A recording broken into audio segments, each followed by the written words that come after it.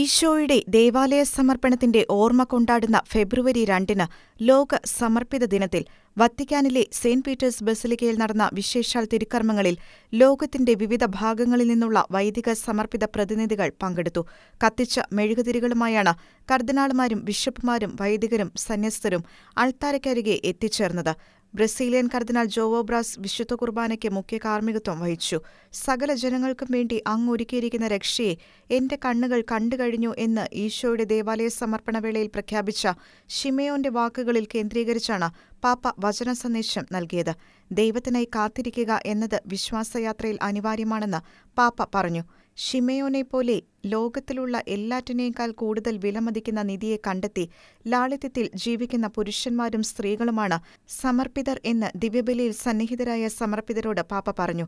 ലൗകികമായ രീതിയിൽ കാര്യങ്ങളെ സമീപിക്കുന്നത് സമർപ്പിത ജീവിതത്തിന്റെ വലിയ പ്രലോഭനമാണെന്നും അത് നമ്മുടെ തീക്ഷ്ണതയെ നഷ്ടപ്പെടുത്തുകയും ദുഃഖം, അവിശ്വാസം എന്നിവയിലേക്ക് നയിക്കുകയും ചെയ്യുമെന്നും പാപ്പ മുന്നറിയിപ്പ് നൽകി. ദേവാലയത്തിൽ കഴിഞ്ഞിരുന്ന ശിമയോനെയും അന്നയെയും പോലെ സമർപ്പിതർക്കും പ്രതീക്ഷയുണ്ടായിരിക്കണം. ഒരിക്കലും പ്രത്യാശയുടെ ഉറവിടമായ കർത്താവിൽ നിന്ന് സ്വയം അകന്നു പോകരുതെന്നും പാപ്പ ഉദ്ബോധിപ്പിച്ചു. ദിവ്യകാരുണ്യ ആരാധന, മധ്യസ്ഥ പ്രാർത്ഥന, നിശബ്ദത എന്നിവയാൽ പരിപോഷിപ്പിക്കപ്പെടുന്ന തീക്ഷ്ണമായ ആത്മീയ ജീവിതം വളർത്തിയെടുക്കേണ്ടതിന്റെ പ്രാധാന്യത്തിലേക്കും പാപ്പ സമർപ്പിതരുടെ ശ്രദ്ധ ക്ഷണിച്ചു. International desk, Shekinah news.